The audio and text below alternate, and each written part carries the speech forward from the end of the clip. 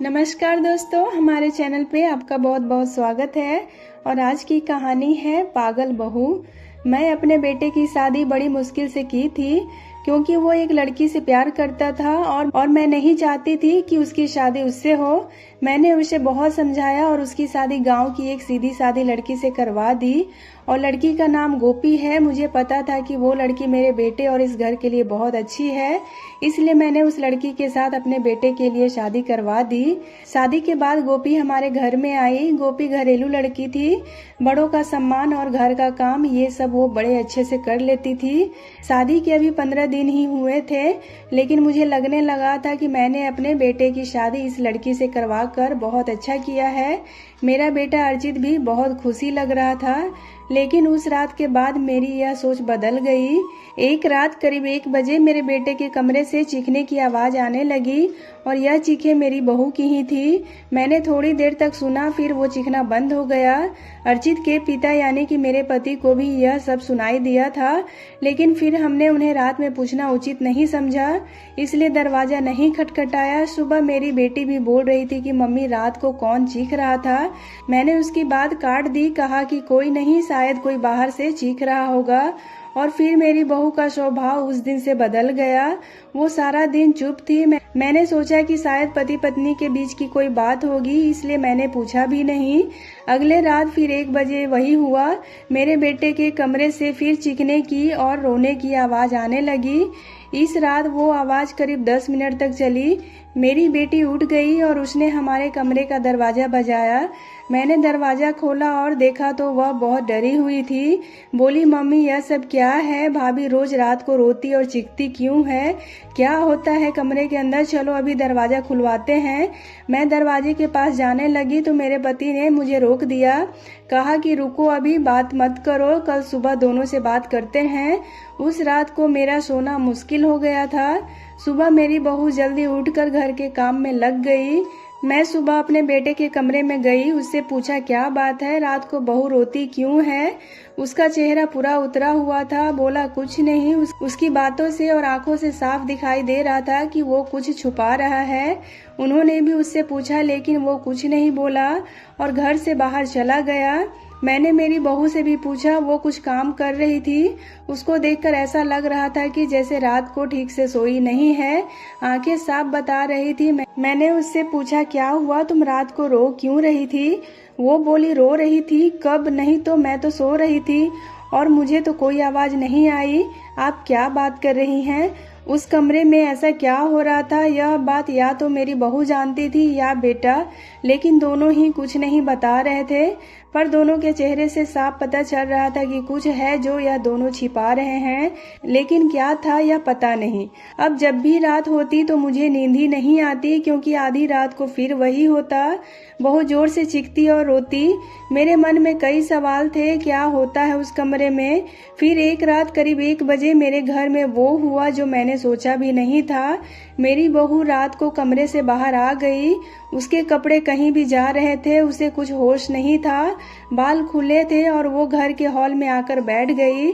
जोर से चीखने और रोने लगी। हम सभी घर वाले बाहर आ गए। मेरा बेटा भी कमरे से डरा हुआ बाहर आया। बहू की ऐसी हालत देखकर हम सब डर गए थे। मैंने बेटे से पूछा कि यह सब क्या है। वो बोला, बस माँ देख लो, यह रोज रात 1 बजे ऐसे ही किया करती है। मैं आप लोगों को क्या बताता। और सुबह जब उसे पूछता तो उसे कुछ भी याद नहीं रहता है।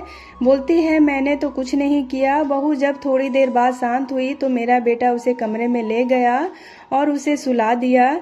मैं सोच रही थी कि यह सब क्या है। मैंने मेरे बेटे को कहा कि तू उसे उसके घर छोड़ आना, सुबह मैं उसकी माँ से बात करूंगी।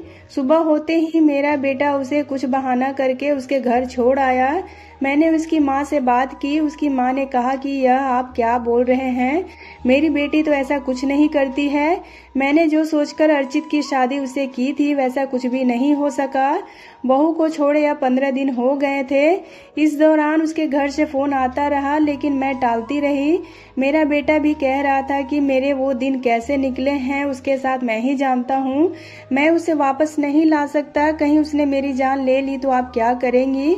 मैंने उस पर फिर दबाव नहीं डाला, पर मैं अपने आप को बहुत कोस रही थी कि मैं अपने बेटे की शादी उस लड़की से क्यों करवा दी। अब मेरे घर में कोई नहीं चाहता था कि वो वापस आए और इन्हीं सब बातों में 2 महीने निकल गए।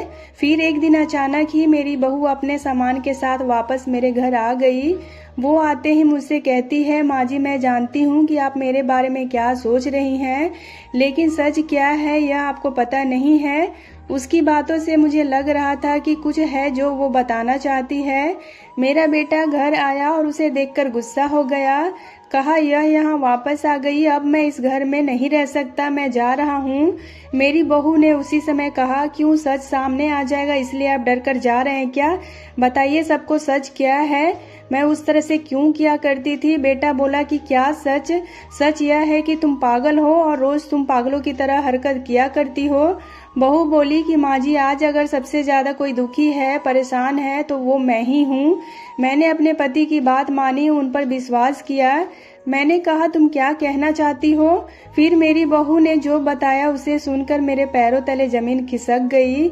वो बोली कि आपके बेटे ने मुझे पहली रात ही यह नाटक करने को कहा था, लेकिन मैंने नहीं माना, तो वो कहते हैं कि हम दोनों अलग बड़े शहर में जाकर रहेंगे, और कहा ऐसे मेरे घर वाले मुझे नहीं छोड़ेंगे, लेकिन तुम इस तरह का नाटक करोगी तो वो डर जाएंगे और फिर हम अलग रहेंगे। पहले मैंने बोला कि यहाँ सबके साथ अच्छा है, लेकिन फिर जब वो मुझसे बात नहीं करते थे तो मुझे उनकी बात माननी पड़ी। और फिर मैंने जब यह सब नाटक किया तो इन्होंने मुझे घर छोड़ दिया और मुझे आप सभी की नज़रों में पागल और ना जाने क्या क्या साबित कर दिया। उसके बाद मेरा फ़ोन भी नहीं उठा रहे थे। मैं उनका मेरे घर पर इंतज़ार कर रही थी, लेकिन वो नहीं आए। और फिर मैं समझ गई कि इन्होंने मुझे बेवकूफ़ बनाया है और मुझसे झूठ बोला है, क्योंकि यह मुझे अपने ज़िंदगी से भगाना चाहते थे और मैं इस बात को समझ गई। अब मैं खुद ही इनसे दूर चली जाऊंगी, लेकिन मैं चाहती हूँ कि इनका सच आप सभी के सामने आ जाए। मुझे बहू की बातों पर पूरा विश्वास हो गया था। मेरा बेटा बोला, तुम्हें इसे रखना है तो रखो, मेरी शादी तुमने उससे नहीं होने दी जिससे मैं चाहता था, और इस गांव की लड़की से करवा दी। मैं चाहता था कि यह भी यहाँ से चली जाए और तुम परेशान हो और फिर सोचो कि यह मैंने क्या किया। अब भी मैं इसे अपनी पत्नी नहीं मानता हूँ। मैंने मेरे बेटे को कहा कि बेटा तुझे इस घर में रहना है या नहीं, इसका फैसला तू ले ले। मेरी बहू इस घर में ही रहेगी और जो इसे इसका हक और इज्जत नहीं देगा वो इस घर में नहीं रह सकता। तू इस तरह की साजिश कर सकता है, वो भी सिर्फ अपनी माँ से बदला लेने के लिए। एक भोली लड़की को कुछ भी करने को कह सकता है, पर बेटा जरा तू सोच, तूने इसे जो करने को कहा इसने किया। अपने बारे में और ना ही किसी और के बारे में इसने कुछ सोचा, सिर्फ तेरा सोचा। सोच ऐसी पत्नी तुझे कहाँ मिलेगी। तू बहुत अभागा है जो इस लड़की को छोड़ना चाहता है, लेकिन मैं बहुत खुश थी क्योंकि मैंने अपने बेटे के लिए हीरा चुना था, लेकिन शायद मेरा बेटा ही उसके लायक नहीं था। मैंने मेरी बहू को प्यार से गले लगाया। मेरा बेटा भी कहीं नहीं गया। थोड़े समय तक नाराज जरूर रहा, लेकिन मुझे पता था उस लड़की से कोई प्यार किए बिना कैसे रह सकता था, और आखिरकार धीरे धीरे सब ठीक होने लगा। तो दोस्तों, उम्मीद करती हूँ आपको आज की ये कहानी काफ़ी पसंद आई होगी। तो अगर आपको कहानी पसंद आए तो वीडियो को लाइक और चैनल को सब्सक्राइब करना बिल्कुल भी ना भूलें, और हो सके तो इसे अपने फैमिली एंड फ्रेंड्स के साथ शेयर भी करें। वीडियो में अंत तक बने रहने के लिए आपका बहुत बहुत धन्यवाद।